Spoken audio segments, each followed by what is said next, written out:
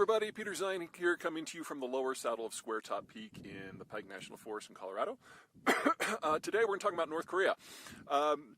There has been an interesting incident in that an army guy by the name of Travis King has defected in North Korea.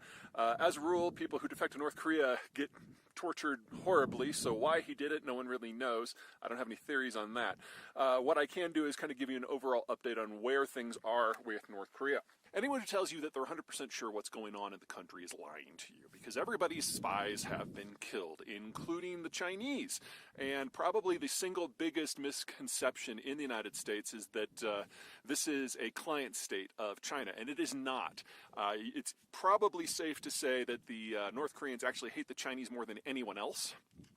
They see them as overbearing and dictatorial, and Chairman Xi is particularly loathed by the upper leadership within North Korea. Now, of course, that is the Kim dynasty. Now, starting from the beginning, the understanding of the intelligence community, and this isn't just the United States, this is Russia, China, France, Britain, Japan, everybody, South Korea as well, is that the original leader of North Korea, Kim Il-sung, the guy who fought the Japanese in World War II,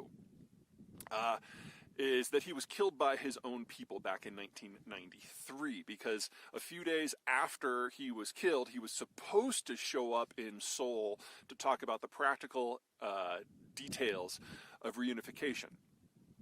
Remember that in 1993, Tiananmen Square was in the past, and the Americans and the Chinese had decided to move on together. The Soviet system had just collapsed, and Kim Il-sung knew that a statist, communist, dictatorial system was not long for this world, so he was looking for something new. And his army folks, who would have lost all their position, had him killed. Kim Jong-il is the second leader. That was the son of Kim Il-sung. He was the crazy guy with the glasses. He was raised in North Korea. He was raised drinking the Kool-Aid. The dude was batshit crazy. And when he took over, the first generation army leaders that had killed his father were like, whoa, this is not what we meant. And his whole generation was like that. They were all raised on the ideology and not educated in any meaningful way. And so Kim Il-sung, when he took over the agricultural system, he killed 2 million people with the famine in a country that only had like 20-25 million people. Kind of a big deal. So the first generation takes the third generation, Kim Jong-un, that's the chubby guy who rules the place now, and sends them abroad to learn how the world really works. And Kim Jong-un specifically was sent to Switzerland. Now, the plan was that the first generation would rule until they died, and then the third generation would come back and take the country into a new age. That way, the first generation would get the gravitas and history, and yet they would maintain their wealth and their position for a lot longer. The problem is that Kim Jong-il, generation number 2, died early, and so Kim Jong-un, in his mid-20s, was brought back to take over. And for a good decade, Kim Jong-un probably had the worst job in the world, because the first generation wanted him to remake the country, but not touch their positions, and they killed his grandfather, so they'd certainly have no problem offing his fat ass.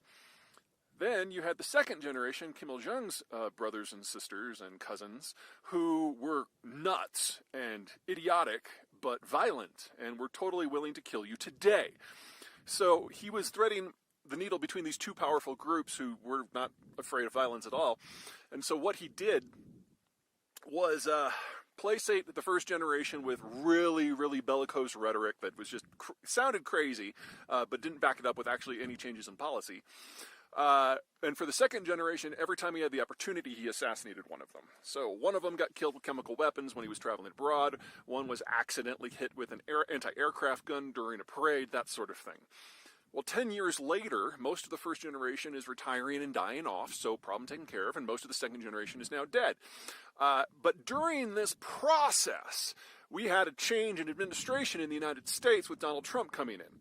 And that first step of Kim Jong-un's strategy, the bellicose rhetoric, Trump, of course, thought it was all about him. So when Kim Jong-un was like, oh, I've got a button and a nuclear weapon, and Trump is like, sees this on Twitter and he goes back, he's like, oh, I've got a bigger button. And Kim Jong-un, a little panicky because he was like, whoa, this was totally not about the United States. This is a domestic issue. Calms down, sends some very soothing messages, and Trump thinks that he just talked down a crazy dictator. And that set the stage for the summit. Now, the Chinese were furious because while the United States, or let me rephrase that, a lot of Americans think of North Korea as just a puppet of China. China absolutely thinks of North Korea as its puppet. The North Koreans strongly disagree. So Kim Jong-un was summoned to speak with Xi, and when it became apparent that Kim Jong-un couldn't be talked out of the summit, Xi got in his big imperial chair. Remember, Xi is like 2 foot tall. So he looks taller and he could lecture down at the Wayward province. They put Kim Jong-un in one of those little tiny baby chairs that you have at like kindergartens.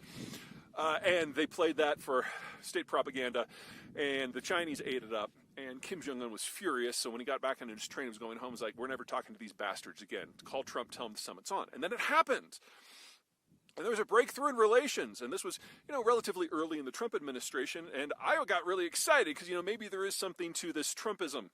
Maybe he can break out of some of the ossification in American foreign policy, and it was very, very promising. I even have the coin from the summit, and that was it, because it was still Trump, and he never thought about North Korea ever again, and so an opportunity had passed.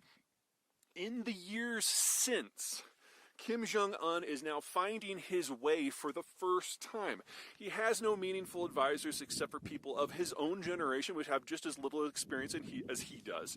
The North Koreans don't get along with the Chinese or the Russians or the Japanese, and so they're always looking for little bits of leverage here and there, but they are very, very, very open to a broad deal with the United States and South Korea. And that's where we are right now, and Travis King just kind of rolled right into that.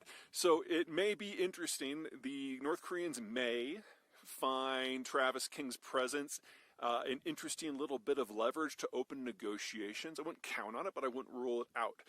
This is still the Hermit Kingdom. We have a new generation. The oldest members of the third generation are in their early 30s now, and they're only now starting to figure out what it means to run a country. So a lot of the rules and stipulations that hold for normal countries just don't apply here because there's no institutional knowledge. The second generation was skipped completely, and the first generation realized that they were living in the past, and so have handed the reins over to the third generation.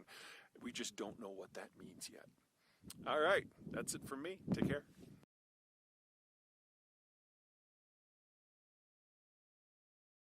Hey everybody, Peter Zeihan here, coming to you from Colorado's Front Range foothills, and today we're going to talk about the new investment restrictions on Chinese tech. Specifically, last week the Biden administration put a number of investment bars on private equity firms and venture capital firms in order to constrain capital flows to the Chinese tech space, specifically anything that might have a military application or involved in artificial intelligence. And they made it pretty clear that this is only the first of a series of restrictions that will get steadily deeper and wider as we move forward. Now, this is crazy important, although probably not immediately for the reasons that seem obvious. China's problem isn't money. The Chinese basically limit investment options, prevent money from flowing abroad, prevent it from even to a certain degree getting into their own stock markets in order to supersaturate the capital environment for Chinese firms, especially state-owned firms. Basically, they then use this captured capital to throw a bottomless supply of capital at whatever industry they think needs to have it.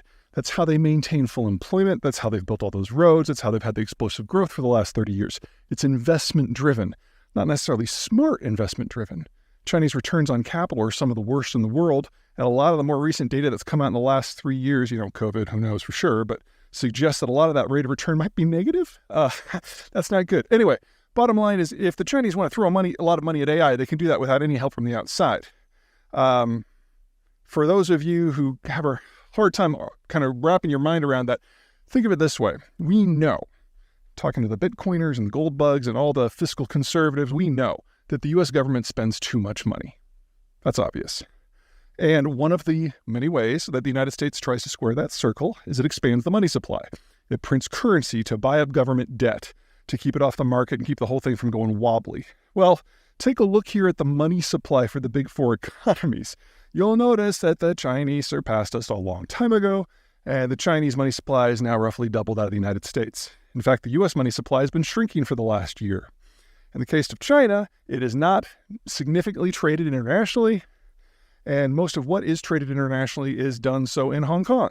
So, this is all domestic. So everything that all the people say about the U.S. Federal Reserve doing things wrong, there may be some truth to that, but it's an order of magnitude worse in the People's Republic. Anyway, bottom line, China, money is not the problem. The problem is what's next.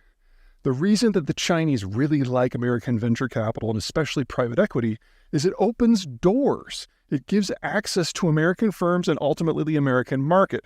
The Chinese are not doing a huge amount of cutting-edge technical development. They don't have it. They certainly don't have the workforce to take any eureka ideas they have and transfer it into a manufacturing system.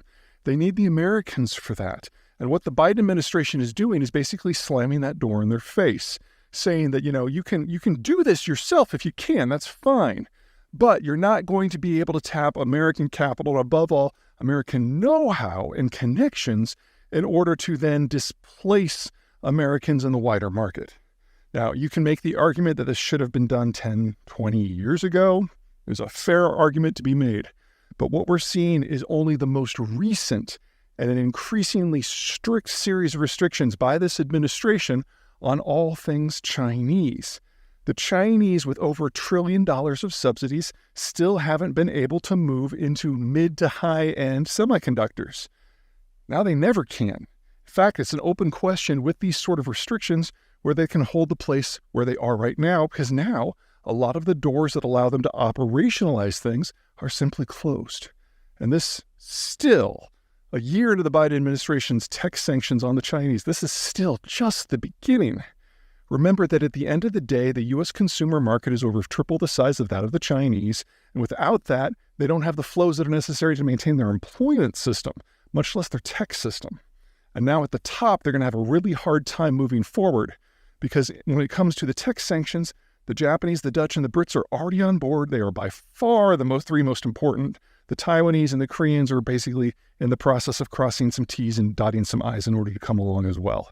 And that's it. That's all of it. Yeah, that's all I got. You guys take care.